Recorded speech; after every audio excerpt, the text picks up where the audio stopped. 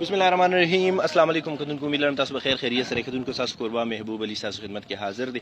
کتونکو نن چې دی نو په جون کې پړومبي ځل باندې داسې یو واقعه مو د ډېر زیات عجیبه حیران کن واقعه ده. عبدالله نومي ماشوم کوم چې شپږ اووه میاشتې مخکې چې دی نو هغه د بجلۍ د شارټ په وجه باندې چې هغه په حق رسېدلي بجلۍ نیولې او بیا د دې ځای کلیوالا او پلار چې دی نو هغه په موبایل کې ښخ کړو. خو مسج کوم ماشوم ناست دا هماغه عبدالله دی. دا عبدالله چې دی نو کوم ځای کې او دوی ښخ کړي څوک دي هلته دا خو به وروستو بیا پته لګي آیا خبرکشایي کېږي په دغې باندې یا دغې نه علاوه حکومت په دې کې د دوی ډي ان اے کوي پروسس برابري. خو تر اوسه ساعته پورې بهر دنیا خلک راغلي دي. ماشوم یې هم ډېر زیات تنګ کړو، پلار یې هم ډېر زیات تنګ کړی دی. غریبانان خلک دي، ډېر کمزوري خلک دي، د کچه شان کور یې دی، د دې کاري یې ورکوي. خو الله تعالی پې کیدای شي دغه رحم کړي، دوباره ول دا زوی ژوندي کړي. عبدالله سره خبرې کوو. السلام علیکم عبدالله. لاس مې وکړه نه رالیږي. ستا نوم څه دی؟ عبدالله. کوم ځای کې وې؟ کوم ځای کې وې؟ مخکې کوم ځای کې وې؟ مخکې شارټ نیولو. شارټ نیولې وې؟ کوم ځای کې شارټ نیولې وې؟ هغه ځای سره نیولو. نو بیا څه شوې؟ بیا څه شوې؟ قبر کې ومه. قبر کې ښخ کړی وې؟ نو هلته څه وه؟ قبر کې څه سم نه وه؟ تا به خوراک نه کوو؟ همداسې وې؟ کور ته کله راغلی؟ کور ته کله راغلی؟ کور د سهار وختي راغلی وې دلته. نو تا څنګه ټول پېژندل کور کې؟ بابا دې پېژندو؟ د پلار سره خبرې کوو. عبدالله خو ډېر زیات تنګ شوی دی، خو خیر عجیبه شانتې سټوري ده، د نه منلو سټوري ده.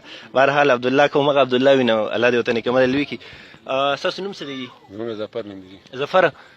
ستاسو دا یو زوی دی او نورم لوریانې دي او د کرۍ کور کې اوسېږي. د دې ماشوم قصه راته وکړه. دې ماشوم قصه دا چې لکه دا پرون زه راغلی وم ته کېنه لکه دا پرون سکارو شو لکه د ماسپښین دلته ودومه دا راغی چانه که نه خدای عزت په خپله ځانې لږ وېدم بیا مور ما اوس په قهر شوم لکه څنګه خپو ته لاړه ناست وو نو ما مور ته یو شل بېګ نه دا خو زما کور ته ما چېرته وباسي دا خو زما کور دی مې ستاسو نوم دی زما عبدالله. نو ما ویل دا خو بیا شکل ټول هغه زما زوی دی بس خدای ته شکل یې همغه شانتې دی. شکل یې همغسې دی. او هغه وخت کې څومره عمر و؟ شپږ میاشتې مخکې دغه شپږ اووه کالو همدغه شانتې؟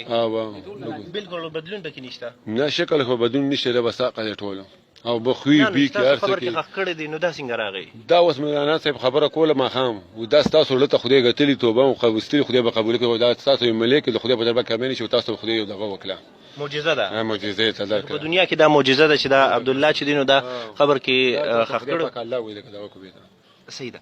کتونکو دا ماشوم دی عبدالله او دغه والد صاحب دی. دا یو کسو او د پلار مطابق د دې د کلي والا مطابق د دې ځای چې کوم سره ملګري ناست وو هغې دا خبره کوي چې د دې ماشوم موږ په خپله جنازه کړی، شارټ نیولی و وفات شوی و بیا ښخ هم کو په خپله هم جنازه کړی. قبر همغه شانته دی، قبر کولو شوی نه دی. خو دا ماشوم چې دی نو څنګه راغی، د کوم ځای نه راغی، څوک دی، آیا د دوی خپل ماشوم دی پردی دی؟ خو خپل په دې وجه چې ټول پېژني.